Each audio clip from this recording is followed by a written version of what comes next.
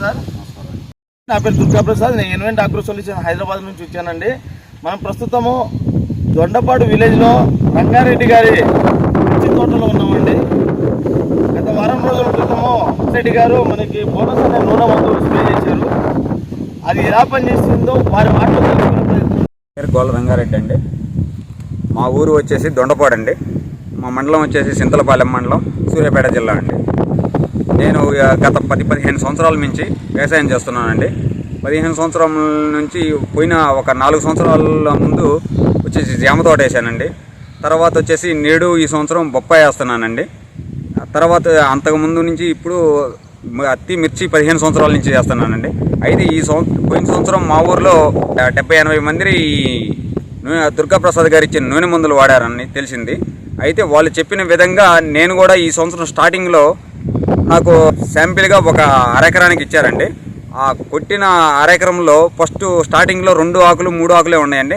ఆ ఆకులకి ముడుచుకొని ఉన్నాయి.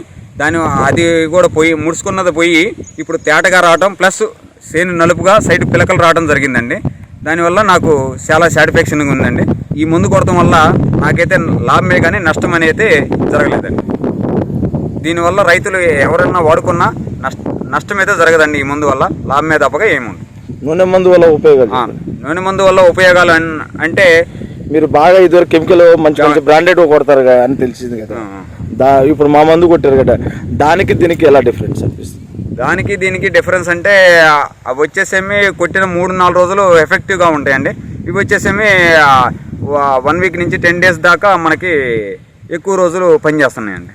ఇంకొకటి ఏంటంటే నూనె మందు వాడటం పైన ఎంత పనిచేస్తుందో కింద వేరే వ్యవస్థ కూడా అంత పనిచేస్తుంటుంది కదా. మీ తోటి రైతులకు మీరేమో చెప్తున్నారు సార్? మా తోటి రైతులకు మేము చెప్పగలిగింది ఏంటంటే ఈ నూనె మందులు అయితే కొట్టుకోవచ్చు అండి. ఎవరైనా వాడుకోవచ్చు. వాడుకోవడం వల్ల నష్టం అయితే లేదండి.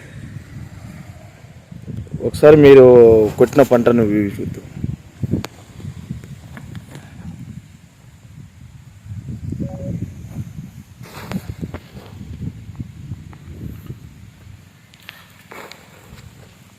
అంతకుముందు 2-3 ఆకులే ఉండే కదా సార్? అవునండి. ఇప్పుడు కొట్టిన తర్వాత మంచిగా ఇంకా మీరు కొట్టిన కాంచి వర్షం లేదండి. వర్షం ఉండేదైతే వర్షం ఉంటే బాగుంటుంది.